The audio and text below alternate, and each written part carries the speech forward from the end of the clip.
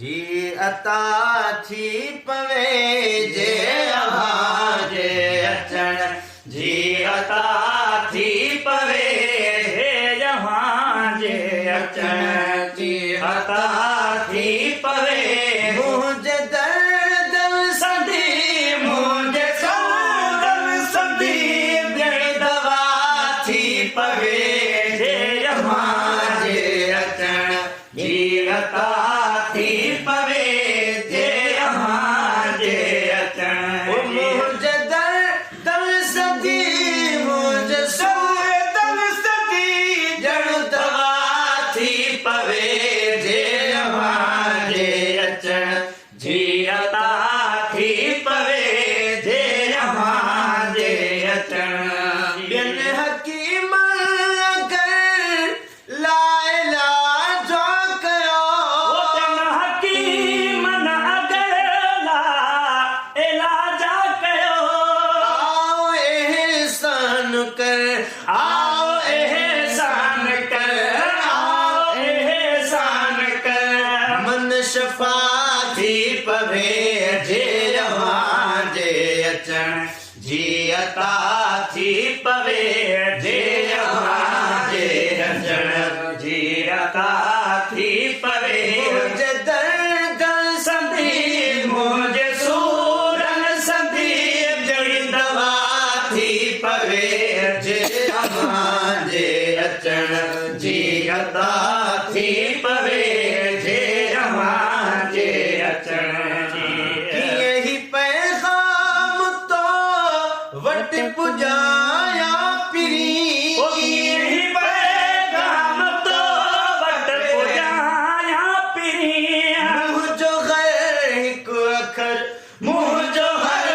एक अखर मुँह जो हर एक अखर कहवा थी पवे जे अहां जे अचण जी अता थी पवे जे अहां जे अचण जी अता थी पवे मुझे दर्द सदी मुझे सूरन सदी जड़ दवा दर सदी जड़ दवा थी पवे जे अहां जे अचण जी अता थी पवे जे अहां जे अचण मूं खामियूं घणियूं ऐं बबी अणगणा खामियूं घणियूं ऐं बबी अणगणा खामियूं घणियूं ऐं बबी अणगणा गुज़र कयो सभई दर गुज़र कयो सभई दर गुज़र कयो सभई दर गुज़र कयो सभई हीअ सखा थी पवे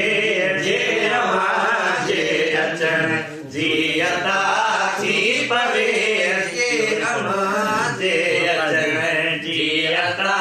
थी पवे मुझे दर्द सदी मुझे सूरन सदी दी दवा थी पवे जे अहां जे अचण नज़र कयां थो ओ मुंह में खामियूं घणियूं ऐं बबी अणगणा खामियूं घणियूं ऐं बबी अणगणा मुंह में खामियूं घणियूं ऐं बबी अणगणा गुज़र कयो सभई दर गुज़र कयो सभई दर गुज़र कयो सभई ही सखा थी पवे जे अहां जे अचण जी अता थी पवे जे अहां जे अचण तुंहिंजो नौकर नवा ज़ण थी नाचाक पियो नौकर नवा ज़ण थी नाचाक पियो तुंहिंजो नौकर नवा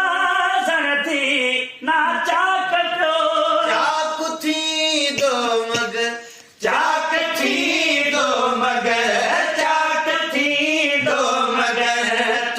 दुआ थी पवे जे अवां जे अचण जी अता